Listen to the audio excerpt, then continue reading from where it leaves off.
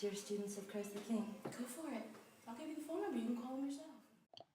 So keep in mind, you just heard me reminding Robin just a few months ago in this past June about the Dear Students of Christ the King incident from 2 years ago when she sent the police to my door over a piece of paper that said Dear Students of Christ the King. And she told the police that she was afraid that I was going to write a letter to her school, like directly. When I was talking about, playing with words and writing an article on the essay about hypocrisy and bullying and adults really being the culprits, blah, blah, blah. But so the point is, you hear Robin say, go for it. She didn't care. But to the police, she wrote that because I had become upset and verbally assaulting over the parking fine assault that she laid on me, they were trying to tell the police apparently that I was reporting other people, which still blows my mind, which I was not. But she wrote that Ms. Boll stated that as a result of these fines, that I was threatening to write letters to her job and post internet messages attacking Ms. Boll's character. Ms. Boll stated that she is afraid to leave her residence and constantly tiptoes around so as not to upset Fortini. As Bolls explained, as a result of these problems, she's become stressed and needs assistance in relieving her of this problem. Now, does that sound like what's going on?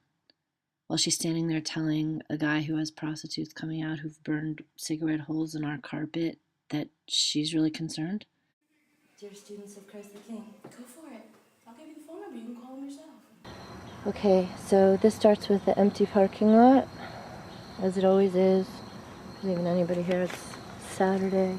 I've never in 12 years ever seen this place filled up, but this is a car that's been being worked on for many weeks. I have no problem with this guy, so don't take this personally. It's just making a point that this is my spot. This is one of a few hostile neighbors who's gone on vacation.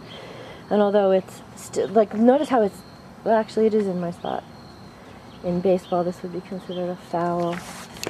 And before I forget, this is the date. This could be any time in history. So this was printed on 8/22, but I just got it a couple of days ago. And it's a police report in which a couple of years ago, I left a note that said, Dear students of Christ the King. That's all it said. It was a note to myself. It wasn't even... Anyway, long story short, for those 6 words on a piece of paper outside my door in the hallway, I had to talk to the police, blah, blah, blah. It became a big deal. I was told I was going to be harassment, blah, blah, blah, blah, blah, blah. Even though I told them about stuff like this. Which, let me get this footage before this battery runs out. Dear students of Christ the King. Go for it. I'll give you the phone number. You can call him yourself. So you've got... These are the people that do it. I think he's at work, and then her car is in a visitor spot. They have 2 cars, so that's technically legal, but they claim that it's not fair to take up visitor spots if yours is empty. But they do this all the time, and that's because they're... Whatever, it's not about the rules. So here's another single-car apartment, and again, I don't care. I'm happy that this... lovely older woman who needs as much help as she can getting to her door can walk this way, and it's a visitor spot. That's fine. I have no problem with that. But oh yeah, and then the other part of the story. So these are visitor spots, and this is the one that caused all this trouble. And I'm just going to compare this to the way the police wrote up my grievance, which was in fact accusing her of bullying. And for accusing her of bullying and coming up with some effective way where I might just say, I'm going to write a letter, Dear Students of Christ, like an essay online to make a statement about the irony that a school teacher is just a fucking hypocrite. Hey. And but it never even got that far. And so the point is for accusing someone of bullying, Don't worry, I'm not filming you. Unless I can, you look really cool from the back. Oh, he's got his headphones on. Okay, so, for accusing my neighbor of bullying me, I got in trouble. And I didn't even, like, say a word to them. This is through a little piece of paper on the floor. Big police report about it.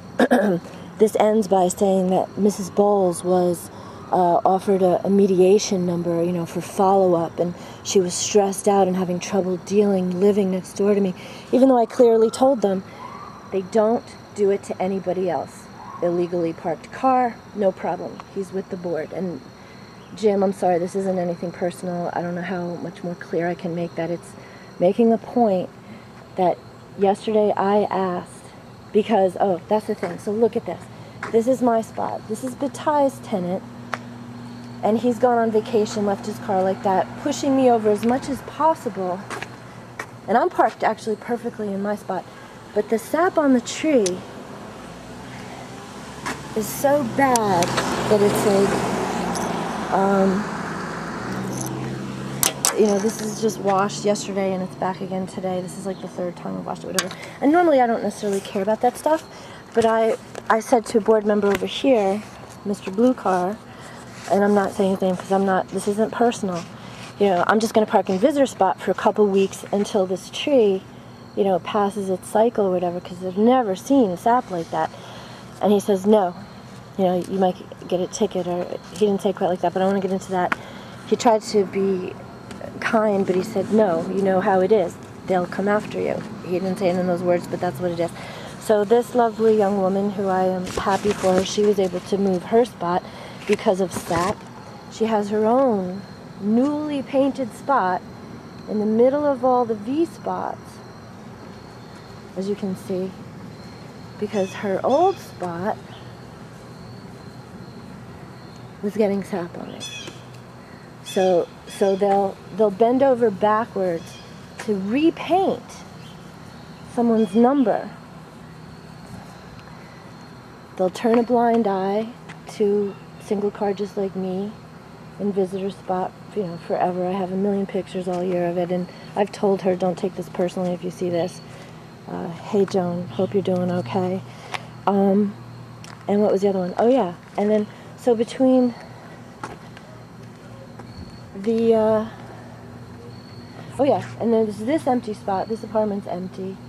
So I had parked there for a couple hours yesterday, and I just said to the super and Dan, I said, I'm just going to leave my car here in the visitor spot for a couple weeks on and off because I want to not get so much sap all over my car. It's really bad, and everyone knows you can't get it off so easily, blah, blah, blah. But so on top of the sap, I've got, and I know he parked like this on purpose because he knows that I'm trying to keep the sap off my car. I'm sure he can tell, although we don't speak. And even if this just is accidental, which I know it is not, but even if it is just accidental, that's a good reason. Like, until this car gets moved, you know, until the sap stops, which who knows when that will be. But the point is, look at how empty it is. There's never not been enough room, and yet the police report writes, upon arrival, I spoke with Mr. and Mrs. Boll, who explained that they have an ongoing dispute with their neighbor, Raina Fortini, dating back to 2006. Ms. Boll stated that Ms. Fortini has been quite, I think it's supposed to be quiet, and not a nuisance up until recently, when Ms. Fortini blames parking fines she has received on Mr. Boll reporting her to the Hillcrest Park Management. Mr. Boll stated that on his Hillcrest board he has been receiving complaints regarding the parking. Really? Okay, and I'm the only one that gets fined. So for that, I explained to him that I was the one being harassed. And they write, officer said she says she's the one being harassed, attacked by the Bolls. When asked what issues she was referring to, Ms. Fortini, where is it, could only state that she had video from 2006. Ms. Fortini did not show officers this so-called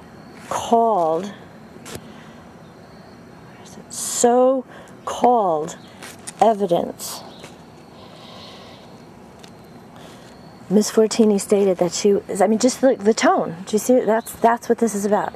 Ms. Fortini stated that she was in the middle of writing a letter, which is not what I said at all. I wasn't in the middle of writing a letter. I said it was a note for an idea to, like, just combat how I was being bullied. And if you do that effectively, police want to take control of that. Police want to be, you know, with me while I mean, it's ridiculous. Ms. Fortini did not show officers the so-called evidence. Ms. Fortini stated that she was in the middle of writing a letter to Ms. Bolls' job, accusing her of bullying. It's supposed to be bullying. When asked why Ms. Fortini would report that to her job and not the police, she stated simply that she would also post messages online, which I did not say that. I said I was going to write an essay online, and that's all I said, and I hadn't yet. Well, if you want to go back to 2006, I did a little bit, but not anything about this. But, well, that's not, anyway, Ms. Fortini was clearly not thinking rational, and offers attempted several times explaining that she needs to bring harassment issues to the police and not to the public, where no help can be offered. Ms. Fortini stated that she is being harassed about her parking space, and I just want to point out that, to say clearly not thinking rational, officers attempted several times. My conversation with them is on fucking video, the entire thing. And even though they know that, they're still comfortable with, I don't believe this was really written in 2011. It could have been, I don't know that, but I believe that they wrote it up as they wanted me to see it when I foiled for this recently and printed it up. I don't even know if I believe this date because I just got it like in October. They didn't even respect the 30-day law that I'm supposed to get a response to this. They gave me something else and whatever. It's also, I foiled for the report where the guy downstairs, Mark, broke into the electrical closet, blew up my electricity in my apartment and fried my computer, lost 10 years of work. I didn't call the police right away because this is what they do to me. And even as Mark said in that video, like, you can't call the police because they hate me. Everybody knows it. And so, but anyway, he became threatening, so I ended up calling the police anyway. But there's no police report about that. There's barely a mention of this, and then nothing at all. So when a truly criminal thing happens, and even dangerous, could have burned the house down, there's no record of it. But when a piece of fucking paper with 6 words that say, "Dear students of Christ the King," the irony obviously over everybody's head that we're all students of Christ the King, or so everybody likes to pretend. A bunch of hypocrites. This isn't about parking. It's just a tedious example of 20 years of what I've been put through and have been forced to suffer needlessly. And the indirect cost is why I don't let it go. And I can never fathom why people don't get that. And they think it's crazy or pointless or silly.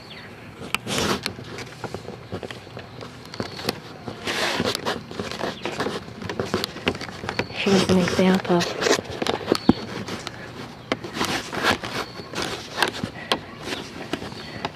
Hey, Joan! Do you want to be in my movie? No. 'Cause you look really pretty and it looks like a nice shot. Okay. So I will respect that. That's the lady who has this car. And they all want nothing to do with me because I dare to complain about the injustice done towards me and the idea that you can get in trouble for pointing out